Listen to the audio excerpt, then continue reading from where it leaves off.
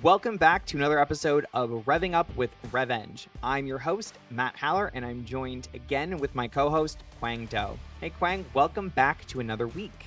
Thank you. We are joined with our special guest, George Leith, the President of International Partnerships at AdCellerant. Last week, we spoke with George about his career, how he got into sales, some of the challenges he's experienced along his career. But this week, we want to talk about a specific chapter. And George, we were talking about this earlier. Can you take us back to some of the earlier days when you were with Vendasta, and you mentioned working with partners? Can you take us back to one of those partners and how you worked with them to grow the business? I've been really thinking about this part of it. I think I want to call it when you're ready to go deep. And, in revenue leadership, a lot of your job is to craft strategy with the input from the executive team and the board, knowing your customer base, knowing what your team is able to do. But I do think that there are times when you have to go deep. And what I'm going to relate to you was actually when Quang and I met was during this time or shortly after this time. At Vendasta, the founders had signed a number of the US media companies, and my job was to take those partners and make them successful. Year two,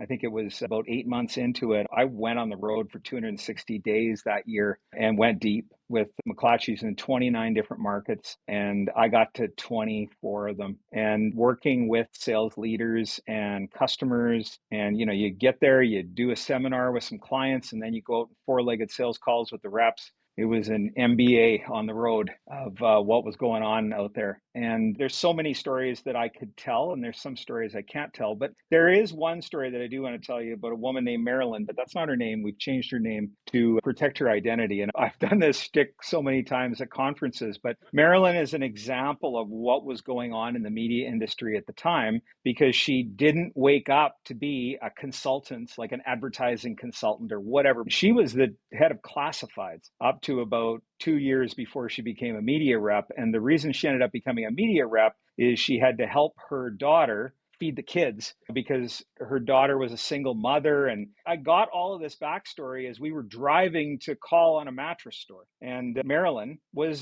scared and nervous on the call. And I was like, Marilyn, what's going on? Like, everything's gonna be okay. And she's like, well, you're the digital guy. And she probably used some term like digital expert or God or czar or emperor or something. And I'm like, okay, first off, I'm a farm boy from the middle of nowhere in Saskatchewan. I've been selling ads for a while, just like you have. I used to be the classified manager, and I had people that just answered the phone, and you would call in and do your 8-word, I've got to go out and build a media strategy. And I'm over here in the back of my head going, what the hell? Poor Marilyn is so over her skis. And then I'm like, so why are you doing this? And she was like, because I really need the job. And it just changed my entire feeling for media salespeople. Because up to that point, all I had heard, and this wasn't the McClatchy executive team, because John Jordan would kill me, but all I had heard from leadership was, damn salespeople won't make calls, won't learn what they're doing. And, that whole lens of poor Marilyn was that she was doing this because she had to do it, not because she was trained to do it, not because she had the competency to do it, not because she had the motivation or the drive to do it. And those organizations were doing everything they could to transform their business. They were layering on learning. They were hiring consulting firms to come in and do major transformation of the business. And like everybody was just trying to figure out what happened when the world changed. And Marilyn was caught up in the middle of it. And there were literally hundreds of Marilyns. So for as many of those top performers that had done a great job for numerous years and were picking it up pretty good, there were a bunch of Marilyns that had been moved out of their previous roles because the business had changed so dramatically. And as much as I wanted to help the local business that was trying to figure it out, let's talk about the mattress store for a second. When we went to the mattress store, they wanted to buy a full-page newspaper ad,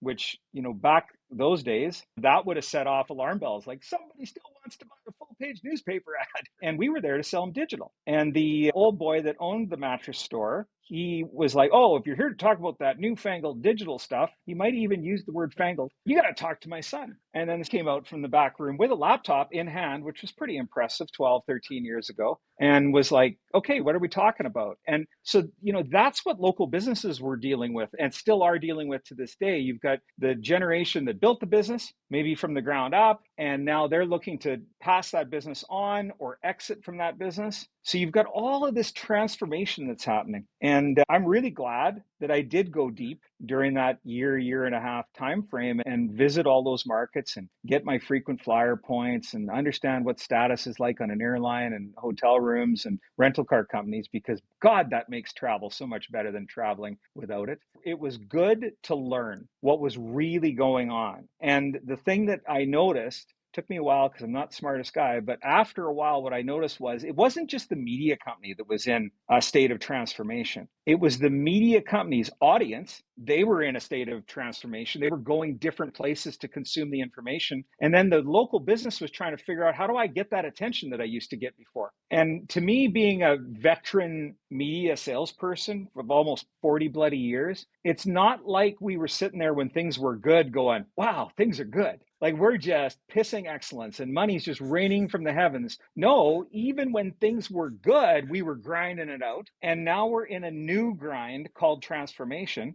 And now we're sitting here today in 2025, and that transformation is literally on steroids. I thought it was on steroids 12 years ago, but now it's really on steroids. So, I think that it's important to know when you have to go deep to figure out what's going on. Now, fast forward to today, I have been literally on calls with board members over the years. And the one thing I love about boards is that they can see the forest for the trees, right? They come in and they give you their view, but they are looking at a very thin layer of the business. And this is a Georgism, and I've learned to call out Georgism. And here's a Georgism. I'd like you to come deep with me on this one item, because it will give you a view as to what we're really facing in numerous facets of the business. I think it's important to give those board members or the people you report to, give them a bit of a deeper dive so they can really get the context as to what's going on. I think sometimes we have a tendency to just bear all of that responsibility on our shoulders. So that's what I mean by going deep. Sometimes you got to go a little bit deeper to get the true story as to what's going on. There's two things I'd like to dig into here, because what's fun about this podcast is when we can connect guests back to other episodes we've had. And we had an episode where our guest said, you can't hire salespeople that don't want to be in sales. And when I think about Marilyn and the story that you shared, there's two things that stuck out to me. The first one was, if I want this partnership to be successful, I have to meet my partners on their turf.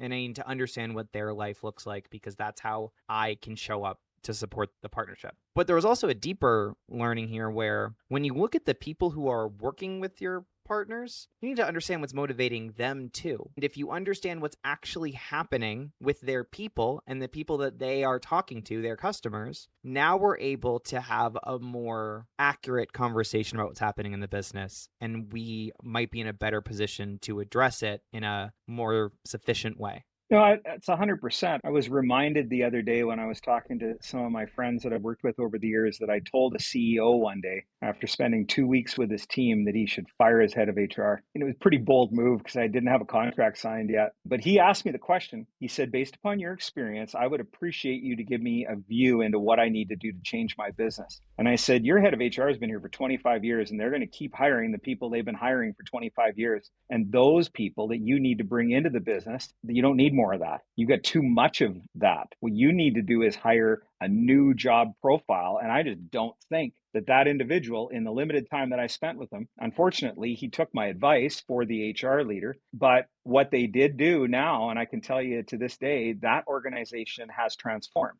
because they changed their team members. There was a CEO here a month ago, and he'll probably listen to this episode and remember this. We were sitting at a conference, and he was asking me about my latest role leading a media company. And he pulled up a spreadsheet while we were sitting there on his phone, and he had how many years of service his 700-person staff had. And he had a staff member that was over 90 on his staff. He had 30 staff people that were over 60, and 45% of his staff was over 45.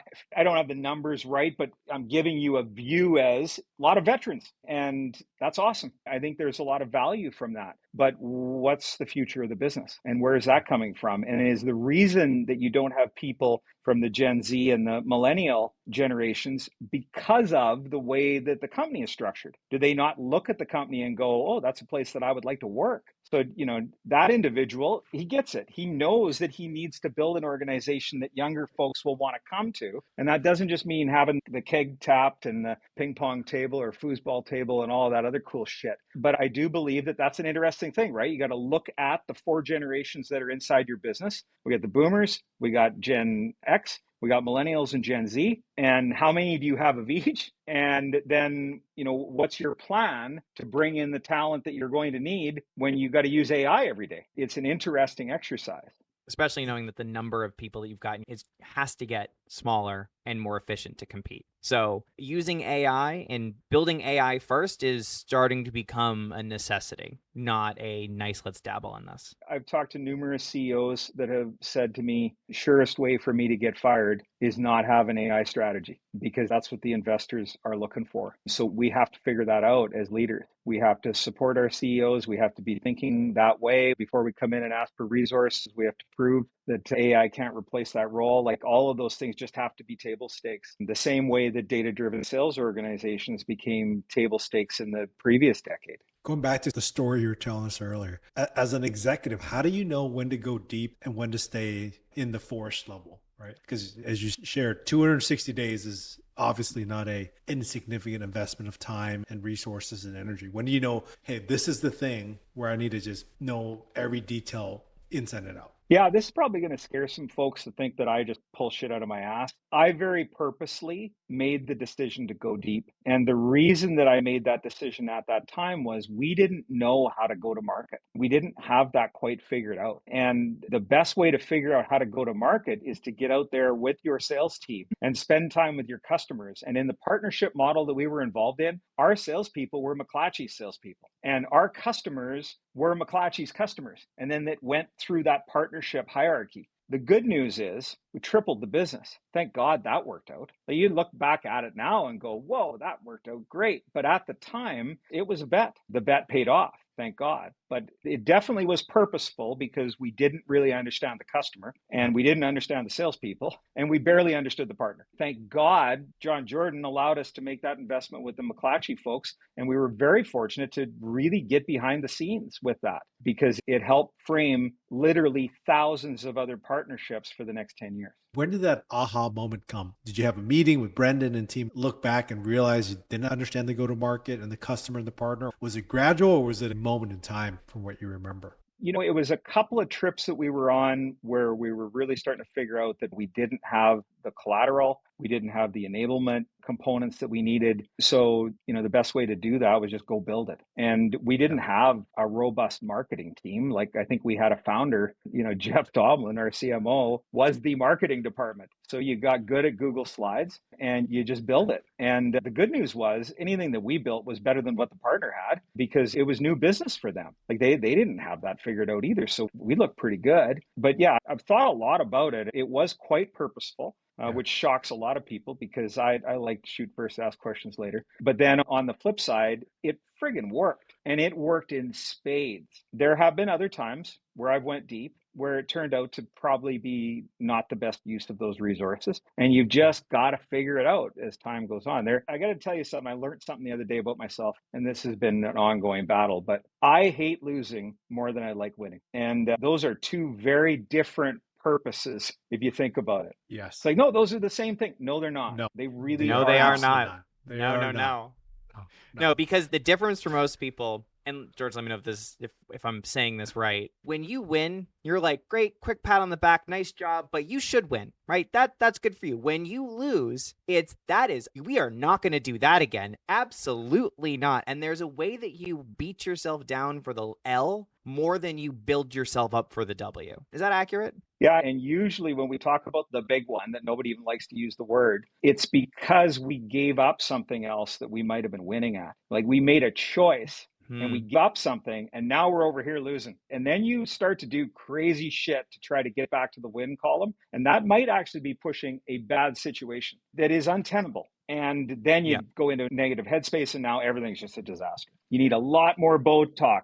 Yeah. A lot more Botox to get rid of the wrinkles. So you can tell I'm in a really good headspace right now because there's not a lot of wrinkles, still got a little movement. And that comes from meditation on the Calm app every night. You know what I've discovered is journaling. Every morning I journal before I go to my email or my messaging apps. And it's where I get a bunch of shit off my chest. I will never let anybody read that thing. So just the good Lord. We are going to have to break before we come back for some predictions. But I do want to ask, just because journaling has been such a topic as of late, what's your trick to staying consistent with it? And what advice do you have for somebody who might be thinking about starting that for themselves? Yeah, I wouldn't say that I'm 100% consistent, but there hasn't been a week that I haven't journaled since the beginning of the year. One of the best books that I've ever read, and I continue to read it on an annual basis, is James Clear's Atomic Habits and habit stacking. I found to be very effective. If there's 4 things that you need to do, put them all together if it makes sense for your day, then it just becomes a thing that you do. So,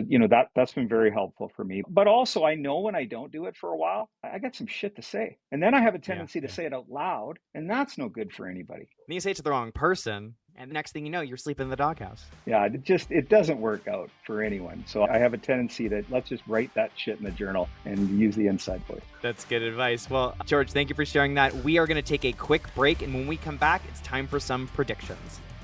George, we've had you on. We've talked about your career. We've talked about some specific business challenges that you've had. We've talked about some journaling as well. But now I want to ask you about what's on the horizon. What are some of the big, bold trends or predictions that you see for B2B, for AI, for media over the next 12 to 18 months? The strong will survive. And it's those organizations that are prepared to adapt are going to make it. That's what I mean by strength. Strength is not putting your head in the sand and thinking that this is a fad and it's going to go away. I find that to be shocking that we're still talking about that. Quang, you and I probably started talking about that when we first met 10 years ago, but we're still talking about that. I've really tried to understand that mentality. I think that it's a generational thing. I think it has a tendency to fit. We've talked about those 4 generations. I think depending upon the generation, you are more adaptable. There is the odd dinosaur like me that got thrown into a tech company for 10 years, and I hate losing. We've talked about that, so I had to figure out a way to win. There is some of that. But then there's some folks that just want to ride off into the sunset doing the thing that they've been doing for the last 30 years, and that should be okay. But one item is please ride off into the sunset. So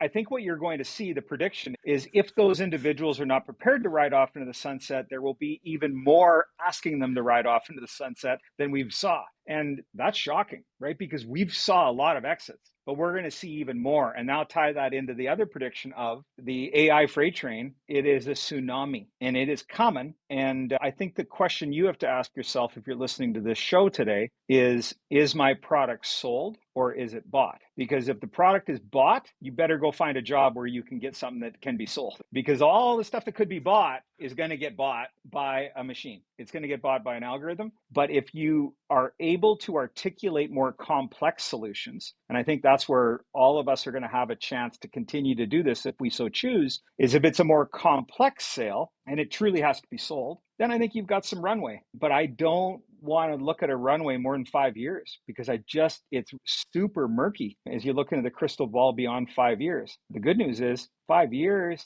I might just want to ride it off into the sunset at that point. Now, when I look at my kids and I look at my grandkids, what's that going to look like? Is there a career in sales or is it all just going to be bought with an algorithm at some point in time? So those things, I'm not going to get into that because that's not my problem down the road. But I am saying to the sales professionals that are out there today, you had better move to getting good at articulating a more complex sale. There better be over investing onboarding to make sure the customer finds value from it because it's easy for them to switch, right? All of those things I think are still true if your product or solution is sold. But on the flip side, if it's something that's just bought, get that resume together and start looking. The roles that are going to have the hardest time with that in sales will be your more like SMB seller, where it's more of a kind of transaction sale The problem with that is those are the customers that need the help the most. Right? And so there's a balance that maybe AI can fill, but I think, George, to your point, it's more about saying humans are going to have to adapt to do jobs that only humans can do. So that means reasoning, that means solving complex problems, and that's building relationships. That's what the job's going to be. If it's, hey, I need you to fill out a quote for me, that ain't the job in 2026, and that might not be the job for later this year as well. I think that we've evolved beyond some of those jobs. I've met lots of people that did that kind of work, and they're like, oh, thank God AI came along. That job sucked. But they were able to find something else to do. So,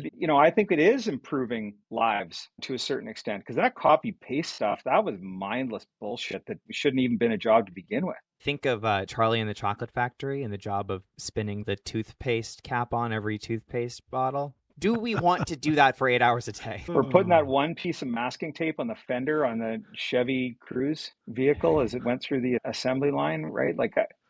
Yeah. Anyways, again, not picking on people's professions, because there's a lot of kids that got fed through jobs like that. But I just think that we've evolved as a society beyond that. And it will be interesting to see what happens here in the next 5 years. It's been an amazing 24 months, the change that we've saw just in the last 24 months. And we certainly are going to have a front row seat to all of that change. And we're grateful to have people like you on this show to give us some insight and perspective into how the future is going to play out. So, George, thank you for sharing your insights with us on another episode of Revving Up with Revenge. Thanks, guys. Appreciate the invite.